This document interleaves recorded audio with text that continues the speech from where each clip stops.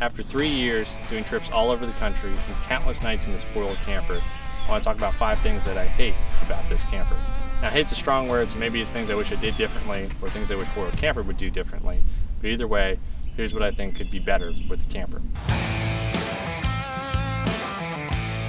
First thing I don't like about my four-wheel camper are the fantastic fans. When I ordered this, you get the option to have 0, 1, or 2. I went with 1 fan and I kind of wish I got 2. With 1 fan, it does circulate the air a little bit, but with 2, I could have air coming in with one fan and air coming out with the other. Now, the fan itself, the one that comes from factory, is a Dometic Fantastic fan, which is an okay fan, but over really not that many miles, the knob that you use to twist to lower and raise the lid on the fan came out.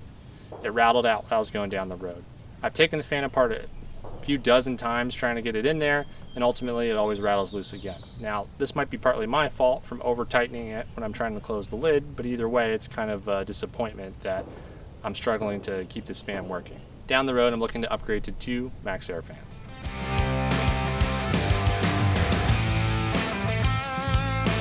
The second thing that I don't really love about the four-wheel camper is the pop-up roof. Now, it's what makes it a four-wheel camper, the fact that it can have such a low profile. However, when you're getting this particular roof up when you get to camp, it's not the easiest thing to do.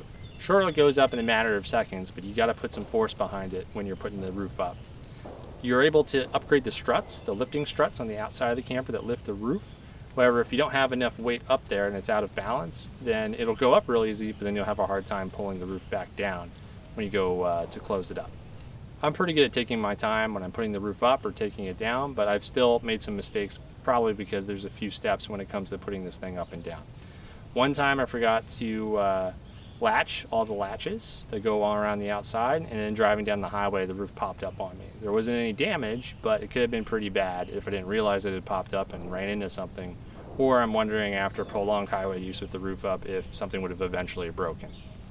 Also, I've tried to open the roof when one of the latches is still latched with a miscommunication with someone I was with on who was going to open what. It was my fault. But I went to open up the roof, the front right latch was still latched, and you might be able to see it in this video or even in this shot, but the roof got a little bit bent. I plan on fixing that down the road by just bending it back into place. Fortunately, there's no cracks and there's no leaks, but it's definitely something that if you had a hard side camper or if you had a ground tent, a lot of other setups, you don't really run into this kind of issue. These issues are solvable by being deliberate, using checklists, having visual indicators of whether you did something or not, but nevertheless, it's, in my mind, a con with a four-wheel camper. The number 3 thing I don't like about my four-wheel camper is taking it on and off. Now, it's not that hard, and it does take 20 to 30 minutes if you're moving at a good pace. However, while I'm doing it, I can't help but wonder if it'd be easier to hook up a trailer or have some type of permanently attached roof to my truck. There are people that permanently attach their four-wheel campers to their truck or leave them on for the camping season, which is great, but unfortunately I need the use of my truck bed pretty much whenever I'm not camping, so I have to take it on and off every time.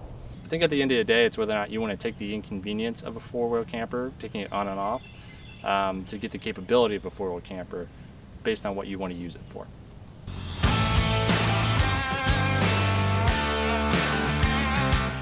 The number 4 thing I don't really love about my four-wheel camper are the interior materials.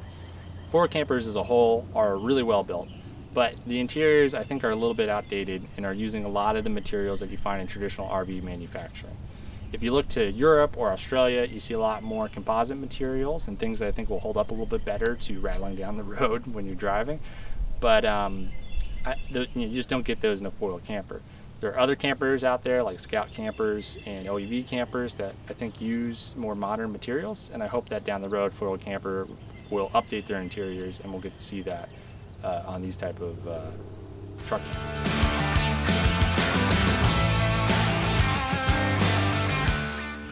The 5th thing that I don't like about my camper is the lack of a shower.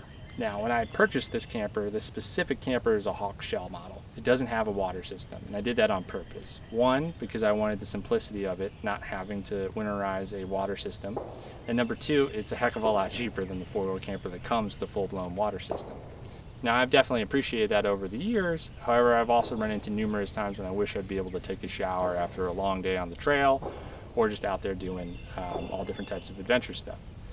Other setups like Sprinter vans or traditional RV trailers or even big truck campers have permanently installed showers, and I sometimes wonder if it'd be nice to have one of those. Now with a four-wheel camper, you can optionally get an exterior shower, and that's something that I probably would have done if I could going back, because I could just use my shower tent with that and then get a quick shower on the road. Now for me personally in the future, there are some portable shower options I'm looking into that can work around this, but it's just something to consider when you're comparing different camping setups if you haven't done a lot of camping in the past. If you have a four-wheel camper, any other camper, or maybe you're considering buying one, let me know down below if you've noticed anything else that you wish four-wheel camper would do differently or something you don't like about your own setup. If you have any suggestions for me, I'll be welcome to hear those too. If you like the video, like it, and then subscribe if you want to see more outdoor adventures and then the gear I use to do it. Thank you for watching.